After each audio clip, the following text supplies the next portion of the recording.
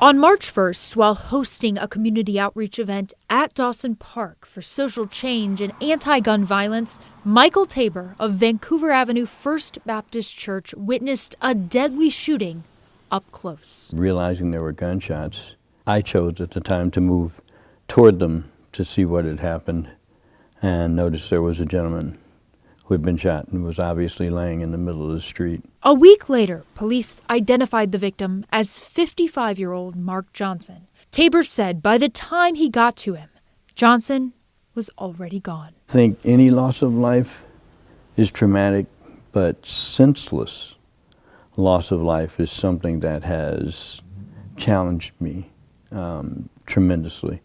I think that I'm a person of faith that believes that when people leave here, they go to be with God. But this one made me cry for multiple days. Earlier this week, detectives charged Joseph Banks with murder in the shooting death of Johnson. Banks was already behind bars, having been arrested on March 2nd for two North Portland shootings that happened less than 24 hours before Johnson's murder. Officers said the first shooting happened at this very intersection, North Williams and Northeast Stanton, at 4:45 p.m. on February 28th. The second shooting less than 10 minutes later on Northeast Garfield Street.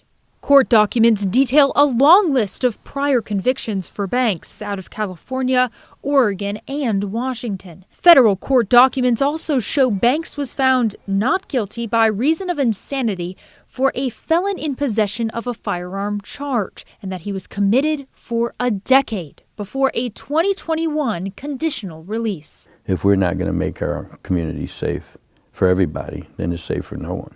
Tabor plans to continue his outreach at Dawson Park in hopes to help heal this community. Not only go back, but if I'm doing community outreach, what better time to galvanize people and bring them together than right after something like this.